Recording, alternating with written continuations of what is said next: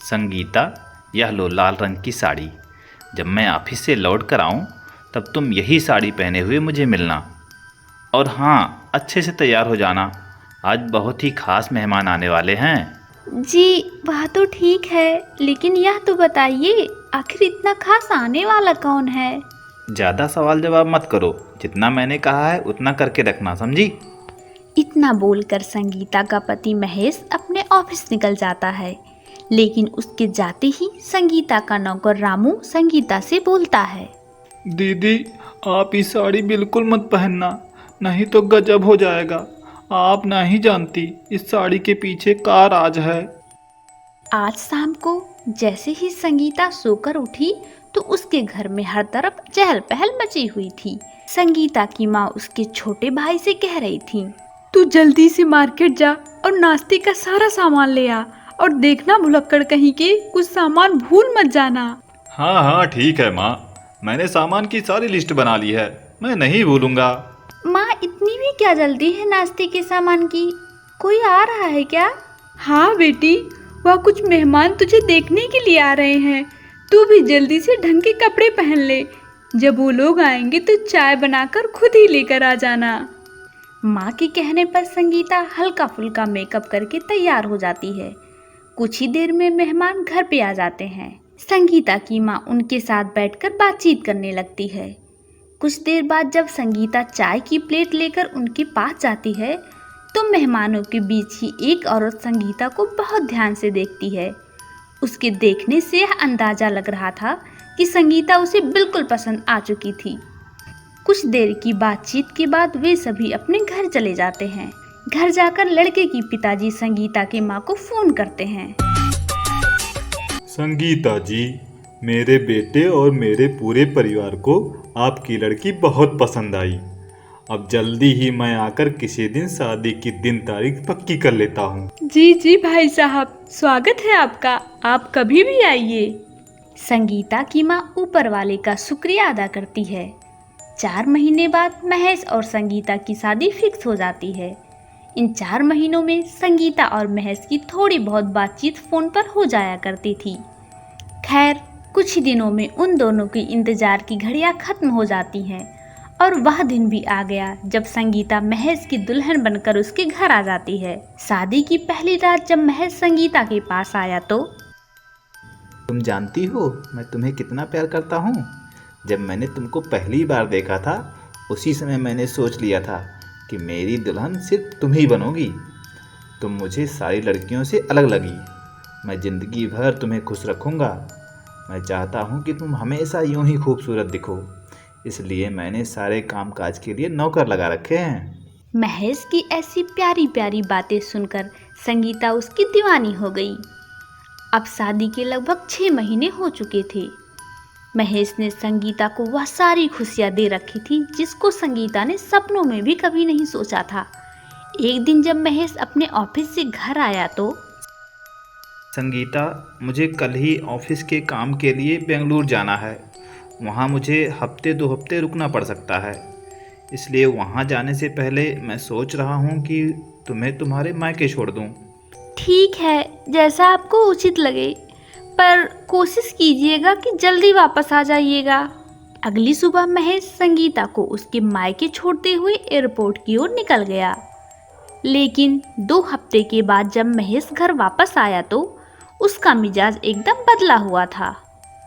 अब वह संगीता से बहुत कम बात करता था। वह ऑफिस से घर आकर अपने काम में लग जाता और फिर सो जाता। सुबह उठकर फिर से ऑफिस चला जाता। अचानक महेश के इस तरह के बदलाव को देखकर संगीता बहुत परेशान हो उठी। अब तो यह मेरे साथ अजनबी जैसा व्यवहार करते हैं। आखिर अचानक इन्हें हो क्या गया है? कहीं मुझसे कोई गलती तो नहीं हो गई? आज शाम को जब यह आएंगे तो मैं इनसे जरूर पूछूंगी आखिर बात क्या है।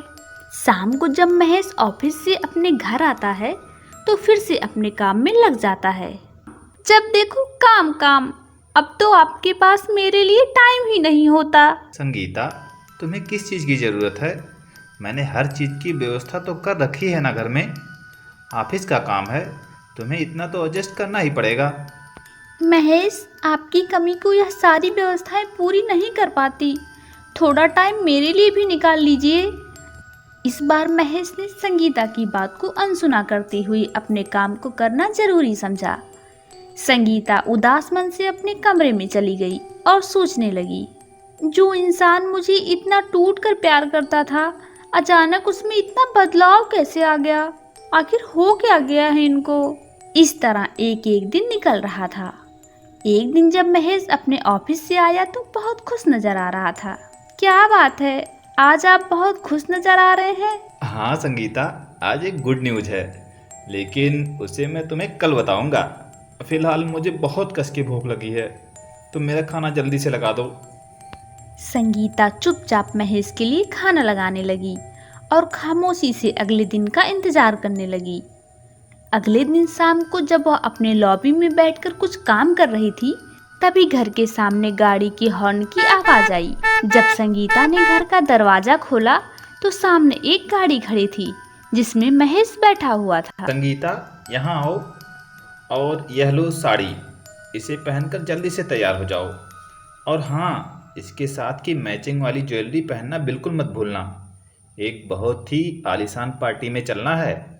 मैं थोड़ा काम निपटा कर आता हूँ, तैयार होते ही मुझे कॉल कर देना। संगीता वह साड़ी पहनकर बहुत अच्छे से तैयार हो जाती है।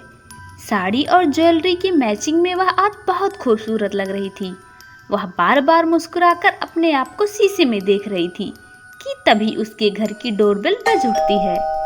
दरवाजा खुलते ही महेश अरे यार, कितना देर लगा रही हो तैयार होने में। महेश संगीता को आगे और कुछ कहता, उसके पहले ही वह संगीता को देखकर हक्का बक्का रह गया। आज संगीता बहुत खूबसूरत लग रही थी। संगीता और महेश गाड़ी में बैठकर पार्टी के लिए निकल लिए। रास्ते में महेश, आज जिस पार्टी में हम लोग चल रहे हैं वहाँ बहुत बड़े बड़े लोग होंगे। वहाँ हमें सबको इम्प्रेस करना है। अगर हम लोग उन्हें पसंद आ गए तो हमारा बहुत फ़ायदा हो सकता है। संगीता को महेश की कोई भी बात समझ में नहीं आ रही थी। इसी बीच महेश ने अपनी गाड़ी ले जाकर एक बहुत बड़े होटल के सामने रोकी। जब संगीता होटल के अंदर गई तो उसने देखा होटल अंदर से बहुत अच्छा सजा हुआ था। बहुत से ऑफिसर्स और उनकी वाइफ पार्टी में पहले से एंजॉय कर रहे थे। वहां पहुंचकर संगीता को थोड़ा नर्वस फील हो रहा था, लेकिन थोड़ी ही देर में उसे पता चला कि उसकी खूबसूरती ने वहां मौजूद लगभग हर शख्स का ध्यान अपनी ओर खींच लिया था। संगीता और महेश एक सोफे पर बैठकर पार्टी एंजॉय करने लगे। तभी संगीता महेश से बोली, महेश, वह आदमी लगातार मुझे गंदी नज़रों से घूर रहा है। अरे संगीता, घूरने दो, तुम अपना एंजॉय करो, यहाँ यह सब आम बात है। संगीता के कहने पर भी महेश ने उस आदमी को नज़रअंदाज किया, लेकिन कुछ ही देर में वह आदमी अपनी जगह से उठकर महेश और संगीता की टेबल पर आकर बैठ गया। तो महेश, गुड सर, कैसे हैं आप? संगीता, यह है मेरे senior officer mister Raghav. Hello Mrs, आप वाकई में बहुत खूबसूरत हैं। ऐसा बोलते हुए महेश के ऑफिसर राघव ने अपना हाथ संगीता की तरफ बढ़ा दिया। ना चाहते हुए भी संगीता को उस आदमी से हाथ मिलाना पड़ा, लेकिन हाथ मिलाते वक्त भी वह आदमी अपनी आदत से बाज न आकर संगीता के हाथ को हल्की सी दबा दिया। उसकी इस हरकत को महेश ने भी नोटिस किया, लेकिन इस पर भी जब महेश ने उस आदमी से कुछ नहीं बोला तो गुस्से में संगीता महेश को किनारे ले जाकर बोली, देखा आपने उस घटिया ऑफिसर को किस तरह मेरे साथ हरकत किए जा रहा था।